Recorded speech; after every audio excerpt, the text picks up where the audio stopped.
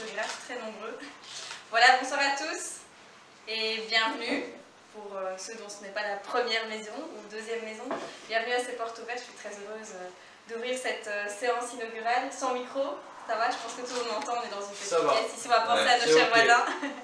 Voilà, alors on est ici dans une des 150 maisons de jeunes de la Wallonie, et pour beaucoup, Carpe Diem, c'est le Carpe. C'est un endroit où on se sent bien, et on le voit aujourd'hui avec les jeunes qui sont présents et qui font du bricolage, très sympa d'ailleurs, sur des morceaux de bois. La MJ, Carpe, c'est aussi l'endroit où on retrouve des repères pour certains, des personnes à qui on peut se confier, des personnes avec qui on va faire plein de projets, tantôt à Comines, tantôt en dehors, tantôt sur d'autres continents, en témoignent vos nombreux voyages, notamment ici cet été au Sénégal, c'est juste ? Au Bénin, pardon. Au Bénin, des beaux projets que vous menez depuis déjà de longues années. Alors, cette année, on fête aussi les 5 ans de la succursale de la Maison de Jeunes à Ploby. Ça montre aussi l'intérêt qu'on a de s'approcher des jeunes qui se trouvent plus loin du centre de Comines. C'est un vecteur très important pour notre jeunesse et c'est forcément un projet qu'on continue de soutenir et qu'on soutiendra tout au long de ces 6 années avec pas mal de petites idées en tête aussi. On a déjà eu l'occasion de se voir, on verra comment on peut concrétiser les envies des uns, les envies des autres, en sachant évidemment qu'on a des limites décrétales, des limites budgétaires aussi, mais je pense qu'on trouvera des solutions qui pourront plaire à tout le monde. Voilà, je vais sans plus tarder passer le mot à notre échevin Philippe Mouton, qui est d'ailleurs aussi vice-président de la maison ici Carpe Diem, et qui a un grand attachement pour ces locaux, ça j'en suis convaincue.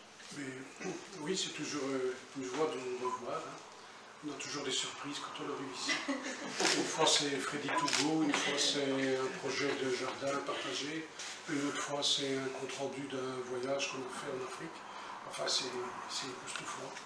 Je pense que vous avez un créneau difficile à défendre parce que on est dans une société où on va vers beaucoup d'individualisme, vers du chacun pour soi souvent.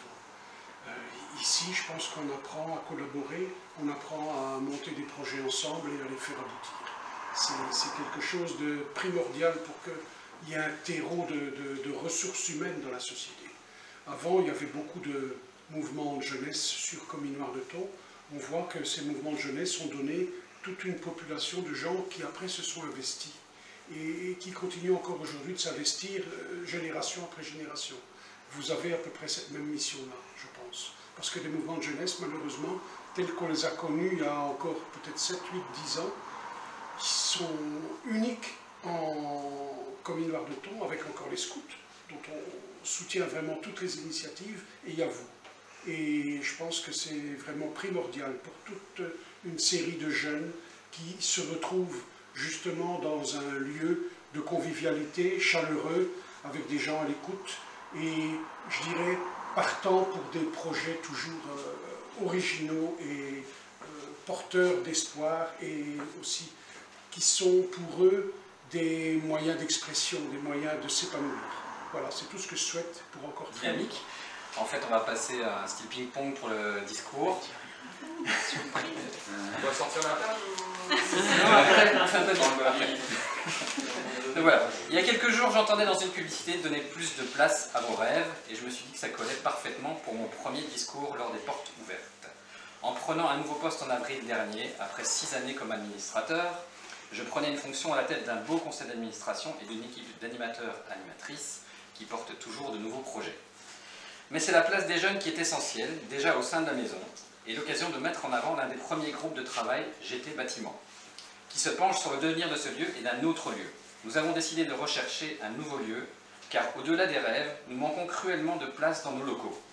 L'équipe d'animateurs grandit toujours et les bureaux ne sont plus adéquats, sans compter qu'il n'y a pas de salle de réunion et que nous devons jongler entre les horaires et les locaux pour proposer un maximum d'ateliers à nos jeunes de 12 à 26 ans.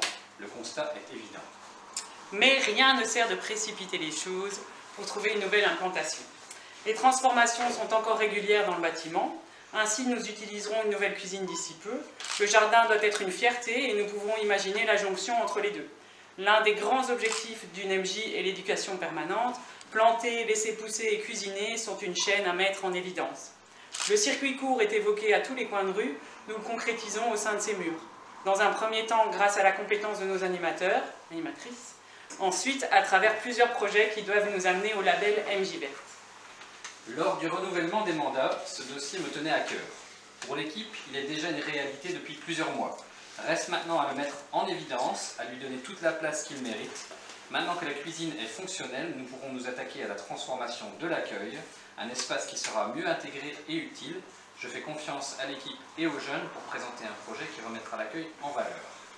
C'est un coin essentiel d'une maison de jeunes. Un accueil, c'est un lieu de vie, de rencontre, un espace public ouvert à tous, où les règles sont les mêmes que dans la vie de tous les jours. Il s'agit d'une micro-société où l'on apprend les autres, on coopère, on refait le monde, on rêve des projets et on vit des moments mémorables. Le projet éco-design soutenu par Inner Wheel de réfection de la salle avant en bois de palette sera réalisé avec les jeunes cet hiver. C'est pour ça les petites planchettes. Le bois de palette se trouve déjà dans les fauteuils et donc il prendra aussi place le long des murs.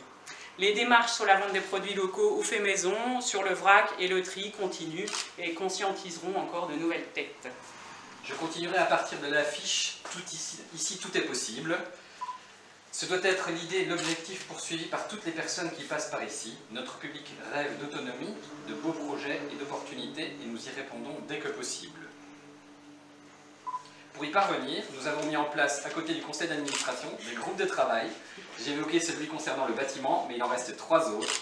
L'emploi selon les circonstances, les projets et le plan quadriennal. Ce dernier est le gros dossier des prochains mois.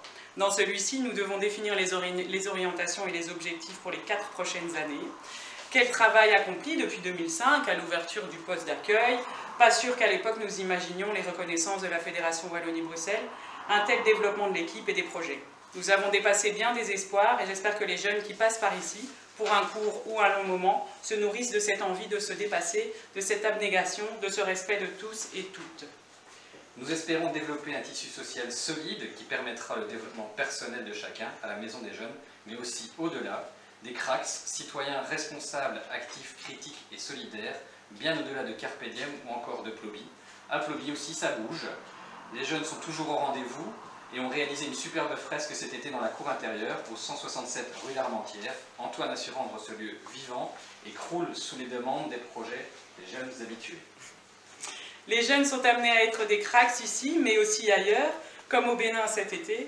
Vous pourrez d'ailleurs vous immerger dans l'expérience qu'ils ont vécue lors du souper expo que l'on vous propose le 19 octobre prochain à Baouin-de-Thon, en présence d'Herman et Albert, coordonnateurs et présidents d'HDIB, notre association partenaire avec laquelle nous avons pu vivre ce projet.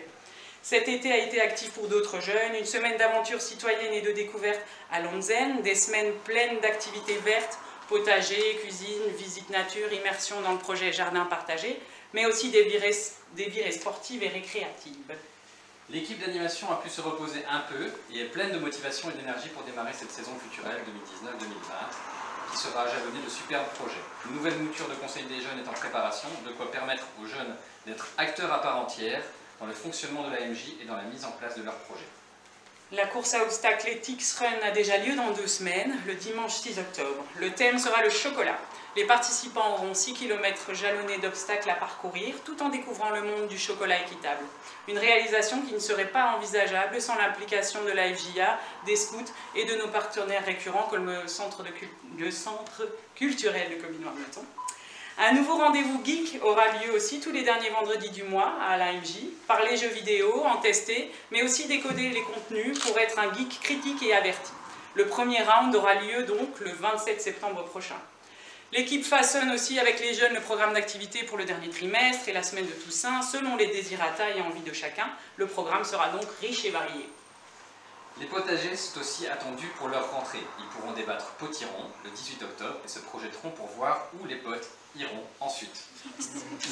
La MJ participe aussi à la campagne Je t'aime, je t'abîme, qui se penchera avec moult partenaires de l'entité sur les relations saines et respectueuses en participant à divers projets, dont la réalisation d'une expo street art avec les jeunes en avril. Vous êtes évidemment conviés à la conférence qui lancera la campagne le 24 octobre prochain au Centre culturel. Nous espérons que les 12 ateliers proposés pour cette saison seront épanouissants pour les jeunes et permettront la mise en place de nouveaux projets comme le show des ateliers et d'autres nouveaux croisements entre les ateliers créa par exemple. Le projet de jardin partagé sur le site de Claire couvrira plein de nouvelles perspectives pour réaliser des ateliers de permaculture, gérer toutes les productions ou échanger sur l'éco-citoyenneté. Et aussi, le site étant entouré de beaux murs, l'atelier Street Art devrait s'y retrouver régulièrement. Nous pourrions vous énumérer encore les rendez-vous à venir et les idées qui grouillent dans nos têtes, mais ce serait trop long.